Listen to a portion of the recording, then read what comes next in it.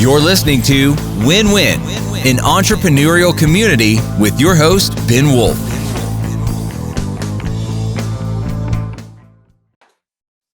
And welcome to Win-Win, an entrepreneurial community. As always, I am Ben Wolf, your host, and we're going to learn from our guest today about how to find professional and personal satisfaction through mentoring, which I think is a very practical thing for business owners out there, for you guys to learn about, something that I've been thinking about more recently as well. Encourage everybody out there to please also pause this for a moment wherever you're watching or listening to this, and subscribe, leave a review on Apple Podcasts or whatnot, YouTube, like, subscribe, follow, whatever it is in the place that you're listening to this. I encourage you to do that. Definitely give the information here access to it to more people. So I encourage you to do that. And with that, I want to get into introducing our guest today. She is founder and brandographer, trademark term, of LCG Brands. She brings 30 plus years of executive leadership to bear in marketing, branding, and communications. Success with high-profile organizations, including the Greater Boston Chamber of Commerce, the Massachusetts Governor's Office, NBC Universal, and iHeartRadio. She has mentored over 5,000 students in her lifetime. You could find out more about her at lcgbrands.com. And with that, I give you Jodi-Tatiana Charles. Welcome, Jodi-Tatiana. Wait, is it Jodi-Tatiana or Jodi? Hi, Ben. How are you? Thank you very much for having me here. Call me Jodi. So I have a dual name because I'm first generation born in America to Haitian parents. My name, I was supposed to be in Haiti. They told my mom I was going to be a boy, so I was supposed to be Ray Jr. And in Haiti, they said what? They told my mother I was supposed to be a boy. Oh. And so, surprise, I'm not. And so my dad's like, wow, we can't call her Ray. So my dad saw a billboard in New York and said, you know what, Brooklyn, New York, they used to have borough queens or subway queens. And so I was called Jodi after this woman that to this day, I cannot find what she looks like. But the funny thing is, my relatives can't say Jodi because in French, they can't say Jodi. So like I get called Yodi or Yudi or Judy. Okay. So Tatiana, everyone could say. So internationally, I'm Tatiana. In America, I'm Jodi. Got it. Okay, I appreciate that. That's like an interesting naming story, an interesting background. And so getting to background, I guess if you could give us like a quick 2-minute catch up on how you got into this, how you got into why you're talking and speaking about mentoring, like just like a quick 2-minute background or history to backfill like how we got to talking about this. So, all right. So I'm going to try really hard not to talk fast, but I get so excited about the silly life that I've led. I started my career as a teacher. So teacher, CIT director, camp counselor, all about helping and engaging with kids and giving that advice and making sure that they're leading that life that they want to. I realize that I love teaching, but teachers don't get paid, which is such an unfortunate because they are the leading forces of what we do. And so I basically went back to school. I had to do an internship somewhere. I did it at a radio station that I really loved listening to all throughout my life. I was an intern there. I was getting that guiding light from individuals that were working in the radio industry. They terminated my boss, the producer, and they're like, you are now the producer of this show. And I'm like, oh, no, I'm a teacher. So I went from being a teacher to a radio producer to a television producer to a press secretary, to a governor, and all the way throughout my career, learning and being taught by the best. Secretary to the governor, like Jen Psaki, except to the governor, is it that role or something else? Press secretary to the governor of Massachusetts. No, I know, but I'm just saying, is that similar to what Jen Psaki does for the president? Is it that except for Massachusetts governor, or yes. Is it a different kind of role? So it's that kind of role just at the state level. Yeah, it's at the state level where you're just you're the sounding board, and as well as you are the voice in charge of certain topics. So I was in charge of housing, transportation, IT. I was in charge of Mrs. Romney, as well as housing, transportation, environmental, IT, and the First Lady. So it was really great to be able to communicate those messaging through what the governor was focusing on. And I was at soundboard where I was able to communicate that to a larger audience for him. Wow. And the connection to mentoring, how did we end up like where that's the main mission or focus right now? Yeah, I think it's where I started my entire career. So my entire career was based on, I mean, not even just my entire career, my entire life has always been all about making sure that when you are acquiring all these different skill sets, you want to make sure that you give back. And so every single place that I've ever gone, I've like acquired different knowledges and I'm giving back. I've had interns throughout. So I was an intern and I knew how important it was for me. So I wanted to intern back. So I took on that mentorship of taking on individuals that wanted to go into politics, wanted to go into the media, wanted to work with education. And I mentored them to make sure that they were getting the best of the best, not making those same mistakes that I made. I basically got them to the faster way of getting to their goals, but also with individuals that were in the business world where they wanted to actually like excel and they wanted to go to the next level and get that job.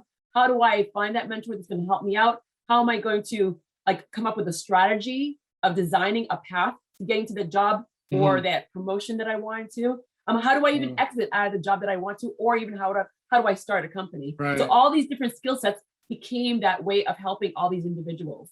Right. Yeah, I mean, all that stuff is amazingly valuable, and obviously you're at a huge disadvantage. You as the mentee or one who might need that kind of mentor or advice is obviously at a huge disadvantage if you don't have someone who can help you get through that. But you also have to be someone who wants it, and I was just gonna say, I'm happy you brought that up because most people that I work with, most people that are introduced to me, the biggest thing is fear. They don't want to admit that they don't know. Right. Well, okay. So the target market or like the audience of this show is like business owners and leaders in entrepreneurial businesses, not like large corporations, but not solopreneurs, but like people in that 10 to 250 person type of organization, owners and leaders. So thinking about these kinds of, thinking about this kind of audience, like what are the mentoring options? Like what are the things that they could be doing if they want to give back or give to others the knowledge, experience in terms of like all those areas where you mentioned, like getting a job, like in terms of jobs or people with their own businesses, maybe just smaller, so or less further along than they are. Like, what are the options that business owners and leaders have in terms of giving to others and mentoring? Yep. So let's just go on. We'll start with the individuals that need mentoring. So think about that during the pandemic. We watched a lot of small businesses and entrepreneurs and innovators have to try to figure out, what do I do next? How do I sit there and keep my business afloat? And so they actually started going to their communities. Let's just start from the bare bones where people that they know. Let's talk about if you need help with finance, whether you need help with marketing, operations. They went to people that they know in the business world or their education. I love tapping into my MBA program classmates. They never wanted to own a business, but they're in these corporate organizations and these are the roles that they have. So depending on what I needed at the time, I would tap into people I know, friends, family, colleagues, former colleagues, or classmates, number one. Number two, the community.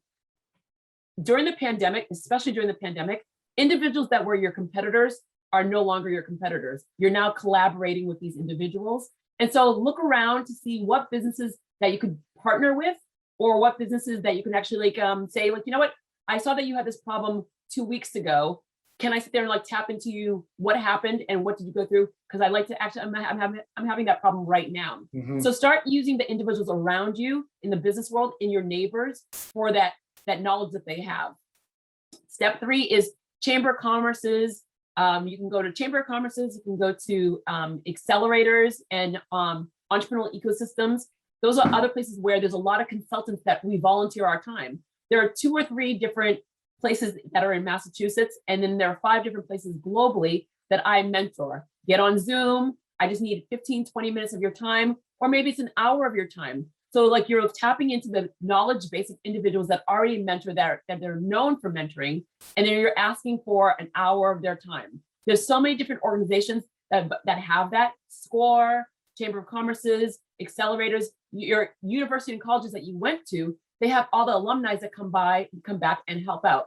So there are all these different resources that you can do if you're looking for a mentor. If you want to be a mentor, then you just basically have to start telling people, start advertising that on your LinkedIn. Tell people that you have, you're taking that time, probably an hour every single week. This is a specific time or date, and I want to sit there and mentor people. Here's my schedule. Just hop on the calendar. Tell me what you want mentoring for. This is what I specialize in. And it becomes a win-win situation. I've been mentoring for over 30 years. And everyone now knows if you need mentoring in marketing, this is where you want to go. Wow. That's amazing. Yeah, I mean, there's one organization. Well, one I did it for $1 million women. I did a little bit with them. Mhm. It was actually a accelerator affiliated with SAP.io or whatever, that company, the big company. I did a little bit of work with them. There's another one, a Jewish one called the Jewish Entrepreneur, TJE, I think that's what the name of it. So I've maybe 5, 6, 7 people by now that they've set me up for to mentor with. Yeah. And so, right. So that's okay. So one idea, like you said, is approaching those things. Or what you're saying, an interesting thing that I wouldn't have thought of is just putting it out there, and just letting people reach out and, maybe set up a Calendly page so they could say what they've been mentoring in. And I guess you could even tell them, hey, that's probably I'm not the best person for that. Why don't you reach out to so-and-so or something if it's not. Absolutely. And also just not, so I think that's like the ego comes into play. Maybe you have a list of people that you would love to get mentored by. Not everyone is meant to be a mentor, and not everybody wants to mentor. So you may think that the person A is the person that you are like, I really want this person as a mentor. This person doesn't have time. This person is like probably like, just got a promotion, probably got a demotion. But this person may, during the pandemic, realize I don't want to be in this job anymore, or I don't want to be in this career anymore. So just because you want this person doesn't mean that this person wants you, one, but also you don't know what this person is going through on the back end. Mm-hmm. So have a list of the top 10 people that you would love to get mentored by, and then just go down the list. And if you just say, you know what, can I get 15 minutes of your time? And here are the clear, please do your homework, do your due diligence, and know why you're approaching this person. Because as a mentor, I don't like my time being wasted. The person, I go, you don't like your time being wasted. So let's just use this time very, very well, because if this 15 minutes is extremely vibrant, it usually turns into 30 minutes for me. And so it doesn't go more than 30 minutes because I definitely use my time wisely. But I really do take the time to educate the individual to make sure, like, be prepared before you arrive. And let's use the time, because 30 minutes, I worked in TV, and a 30-second spot is forever in my world. Right. So let's use the 30 minutes in your time so that way it's really robust. And you're getting the clear, I'm coming in with 2 or 3 really well-defined questions for you, not a laundry list of things, because there's no way that can ever be done. Right. And I think part of that goes to what we talked about before, with that people have to want it. Mm-hmm. I think maybe absolutely people have to want it. And if they're, and look, people who don't really want it that much, and they're just, I don't know, they're not that serious.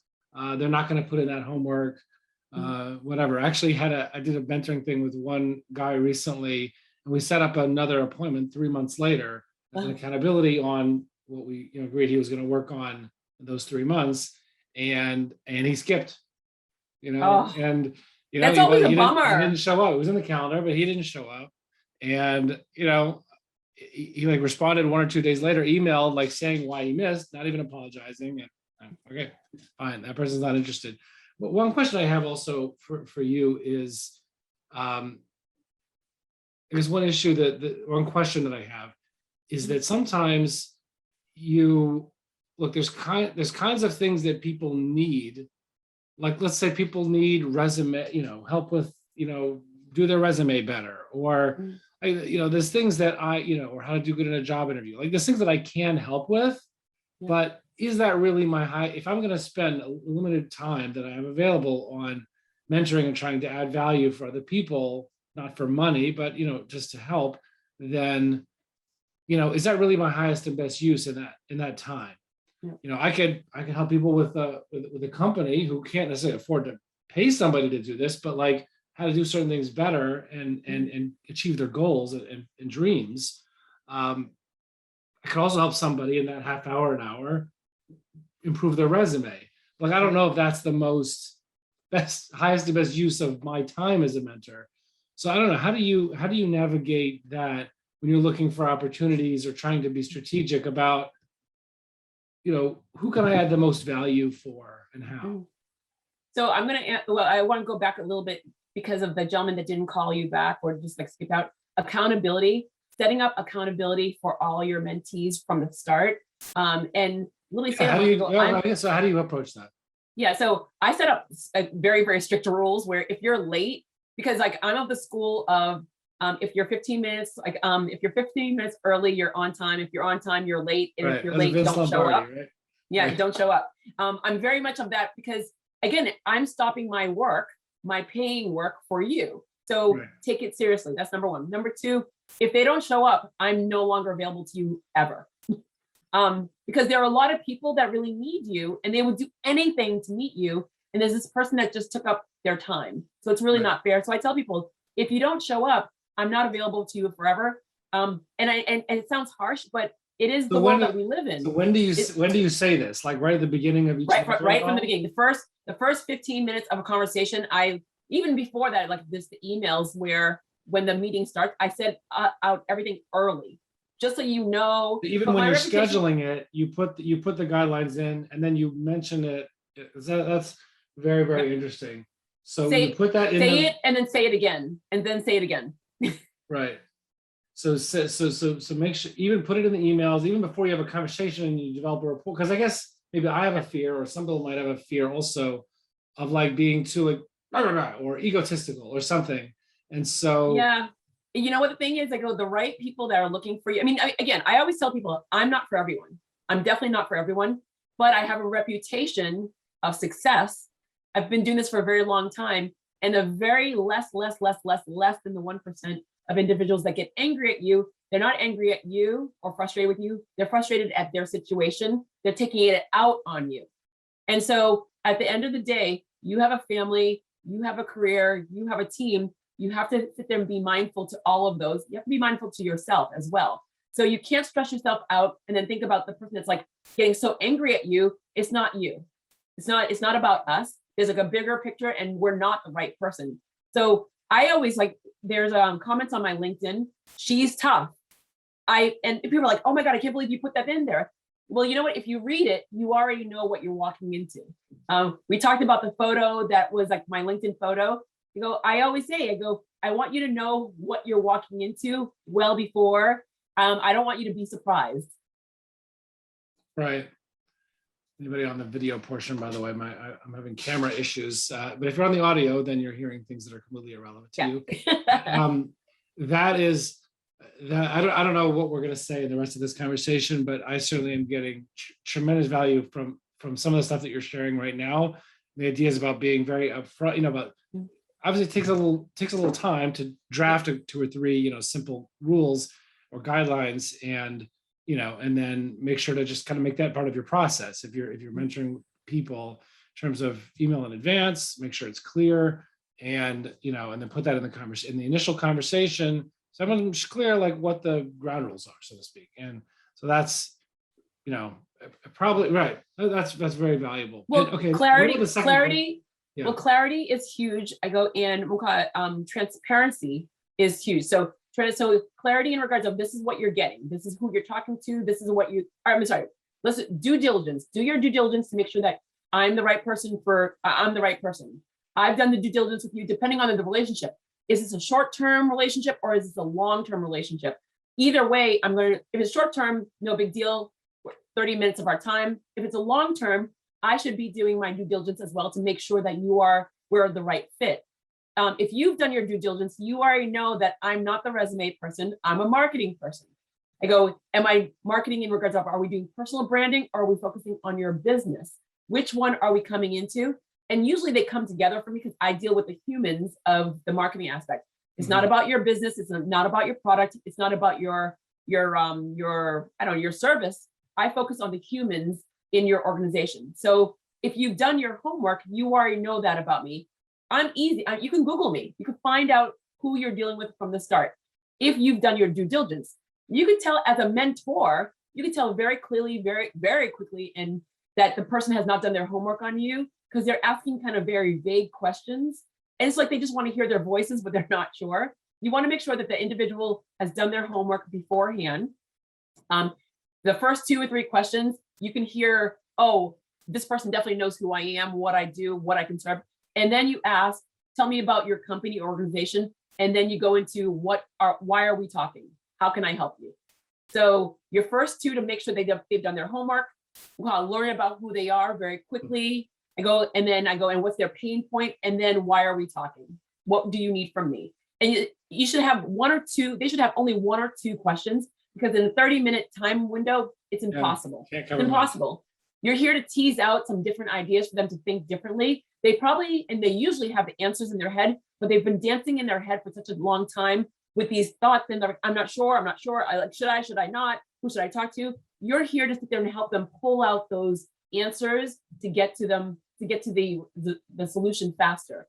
Now, if it's a long-term relationship, let's build out a strategy. Is it a 1 month? Is it a 3 month? Is it a 6-month relationship? I go, do I have the time for it? Do you have the time for it? Are you going to work hard? Because clearly we need to sit there and make sure this works. And also, is this an individual that should have been a paying customer, or is this a person that literally cannot afford your skill sets whatsoever? And this is a perfect mentee for you. So all those things all those things happen simultaneously in regards of building that relationship, because there are individuals that they don't want to pay for the services, but they clearly can. Then you know what? You give them a short term, and maybe this is a teaser into them hiring you for because they see that you're an expert. There's a gentleman during the pandemic that did a whole entire video about how to clean your pool. He was mentoring us about how to clean pools. He is booked up all the way till 2023. And everyone's like, what do you mean? I go, I taught you how to do it. He's like, yeah, you clearly showed us that you know how to do it. I don't want to do it. Right. You're doing it. And so for us as mentors, it's the same exact thing. We're mentoring to help, but you never know when that individual gets to that point where they can pay you, they come back. And I've had that situation a lot where people say like, I remember you mentored us, or I remember you did a speech 5 years ago, 10 years ago. I don't remember them, but I love the fact that I'm not gonna go, well, what did I say? And verbatim, they can say what I said. I'm like, yes, this is awesome, verbatim. Right, this is so wonderful. It's really the best feeling in the world when someone listens, they use what you've said, and then they're like growing. Right. That's amazing. And before we started the recording, one thing I asked, just ask it in a different way now, is that you can put things on your LinkedIn, and I'm available for mentoring, or you can reach out to 1 or 2 organizations or your alumni. For many of us, what I think the potential problem is, it's not a problem. I mean, yeah, you can mentor those people, but the only people who are even going to see that or hear about it are people who have a certain similarity to you already. Mm-hmm. But there are communities and people out there maybe who don't, who just aren't swimming at that level. They would never hear about you. Mm-hmm. And how do I, if I'm interested, maybe not everybody's interested in this, but if somebody's interested in seeing like, hey, how could I mentor or help people that are more different from me, or the circles that I've been in, or the tribes that I've been affiliated with, they're more different from me, or less privileged in whatever ways, economically or whatever, where I wouldn't naturally have access to those people. Mm-hmm. But I don't want to limit the value that I give to only the people that are somewhat similar to myself. Mm-hmm. So what advice would you to give somebody that's, that wants to solve for that? Yeah. So I mentor in my ecosystem as I work with entrepreneurs and innovators globally. So like a funeral home director, I will never not have business, because in regards of mentees, because they're all over the world. They're all over the world. We will always have business. If you are, and I have clients that are retiring. So individuals that are retiring and they're like, how do I build my personal brand? I was always associated with this big company or a company, and now I'm trying to build my personal brand and I want to share my knowledge. I'm like, well, you need to get up and walk out the door and go and pick an organization and go into areas that you never would go to. And so if you want to mentor in a lower income area, go and find out what are the organizations that are there and go there 1 day a week. Mind you, Zoom is very, very easy. If you want to go to the universities and colleges, what universities and colleges are nearby? It doesn't have to be the one that you attended. It's not, I think that people are just assuming, well, I have the knowledge, they'll come to me. Well, if we don't know you, we can't come to you. Right. And I go, and the more you go out and the more that you say that, I go, I'm available to volunteer at your school. I'm available to volunteer at your chamber. I'm available to volunteer at your church. Anywhere you go, you're available. And now it's word of mouth, because now the second you're volunteering, the second that you're mentoring, and you're good, if you're good, people talk. The best, and you know this, the best thing in the world is word of mouth. Word of mouth. I don't have to go looking for it because I've been doing it for years, but I'm known for what I do. I'm known for being tough. I'm known for the success rates. And so now people say, like, if you are ready for marketing and you want to grow your team or your personal brand, have you spoken to Jodi? Well, who's Jodi? Well, here's her LinkedIn, and just approach her. Send her an email. And that's like, they go through my emails or they go through my LinkedIn, and it's really good. So put yourself out there for us. I found out, like, where do I want to go? I went right to the universities and colleges are the greatest places to go because they have sponsors, and those sponsors are usually businesses that are looking for mentors as well. So there's always a streamline of ways to, like, open up the tree. Right. So you plant the seed in certain places and let the tree grow from there. But make sure that before you mentor, are you ready? What are the skill sets that you want to share? And go, and who are the people that you want to do it to? And do you have the time? Do you have the time? Because it's worse when someone wants to come to you and then all of a sudden you're like, oh, I don't have time anymore. And they're like, but they were depending on you. Right. Whew. All right. Well, that's good stuff. One thing I'm getting out of what you just said about that, to that last question, is the fact that it's not magic. Like, there's no magic here. Yeah. If you want to reach out to a different community, you just gotta just Google it. Like, just, talk to Dr. Google. I'll even challenge you. Don't have to Google it. Go take a walk. Just go take a walk in your own neighborhood. Because I live in a quintessential New England town called Marblehead, and they have a Discover Marblehead, where it's not the Chamber of Commerce, it's Discover Marblehead, where a lot of the small businesses come together, and every quarter we meet. And I didn't even realize in my own town how many women-owned businesses were here and all the pain points.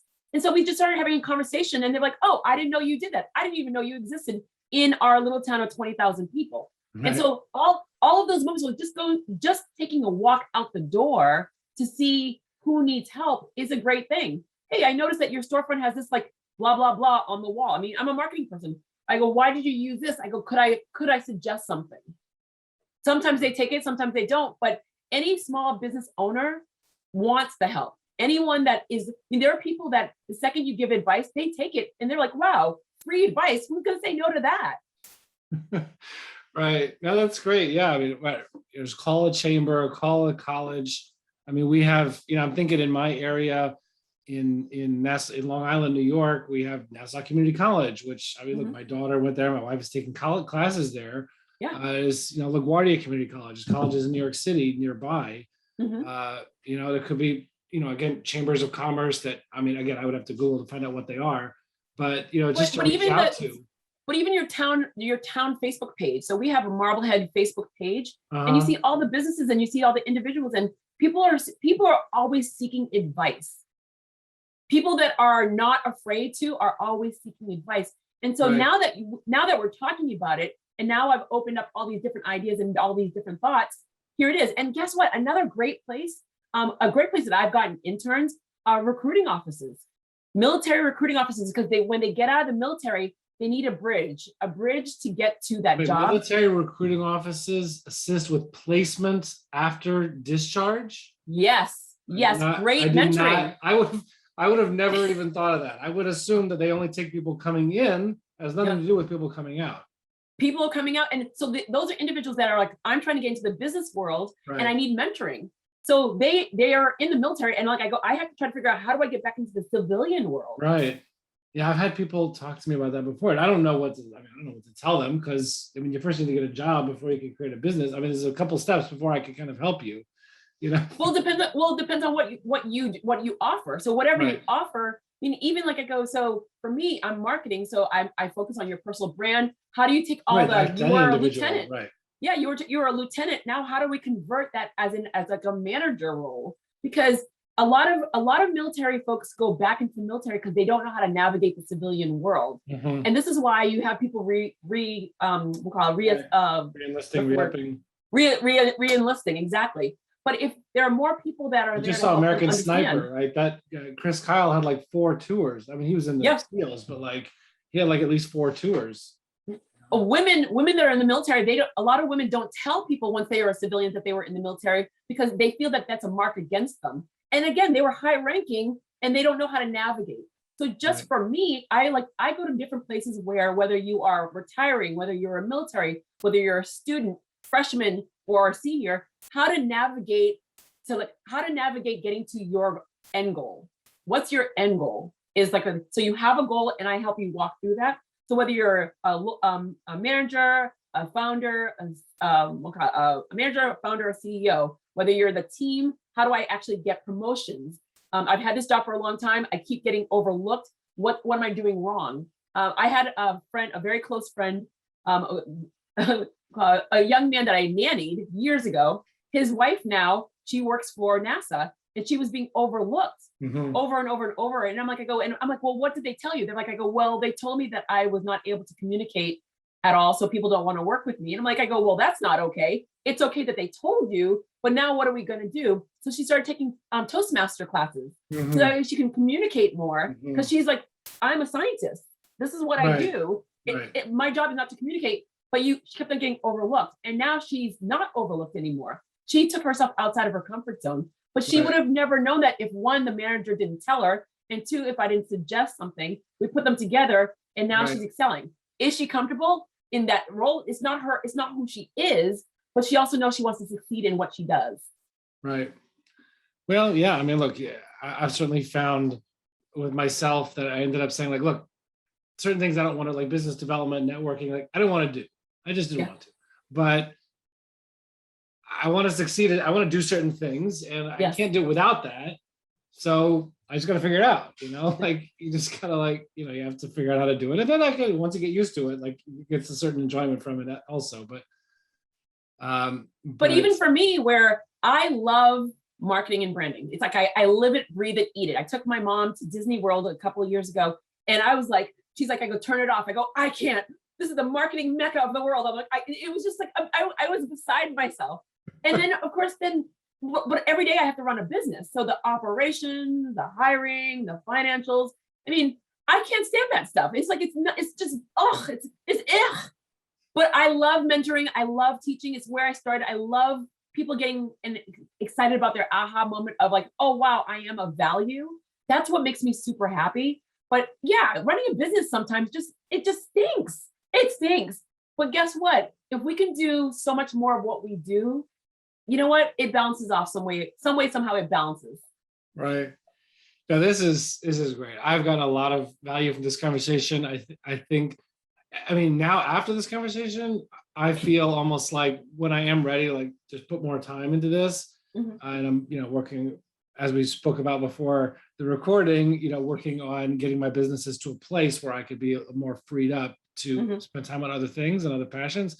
That I almost feel like I have so many, like I don't even know where to start now. Like I have so many ideas for how to start doing this or doing it better. I'm just doing it a little bit now, but to do it better. So really, really appreciate it. Anything else we should backfill that we didn't cover?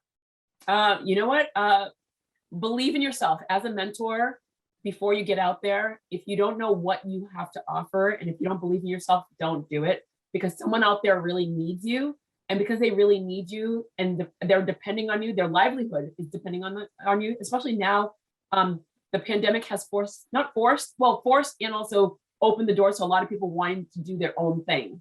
And their own thing could be whether it's their own business or going after that promotion in another job. And so if they're coming to you, make sure that you have the time, make sure that you have the clear, I know what I offer them. Because even though it's on your LinkedIn, it might be confusing. So go into your LinkedIn and make sure it's very clear to them. Anything that they can Google on you, make sure it's very clear to them. So that way, when they're looking for you and they find you, they know why they found you. And also for you on that back end, making sure that you are working with the right mentees that you can help. Just don't take on mentees just to say, look, I'm a mentor. It's it's glamorized, but it's not glamorized because it's a lot of work. Yeah. It's personally and professionally a lot of work for you and for the individual. So, I mean, that's the biggest thing for me, where I've been doing this for many years, but I was taught that by my family, where the second you get the knowledge, it is a sin to not share it. And so I want to learn as much as I possibly can and continue to learn and make sure that I'm very, very global, there's so much of me. So that way I can be of use to anyone that comes to my door. Right. Okay, awesome. I really, really appreciate it. Super high amount of value I've gotten from this. I think that people listening or watching this will get huge value from this as well.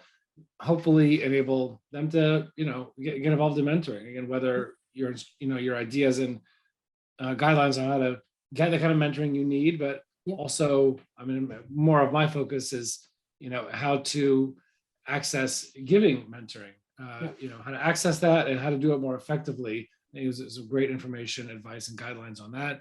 Really appreciate it. People can find out, you guys, about Jodi-Tatiana Charles. You can find out about JodiLCGBrands.com. Of course, look her up on LinkedIn. Really appreciate you coming out today. Ben, thank you so very much for having me. I really appreciate it. I look forward to talking to you again. Yes, looking forward. All right, bye-bye. Thank you. Bye, and see everybody else on the other side as well. You're listening to Win-Win, an entrepreneurial community with your host, Ben Wolf.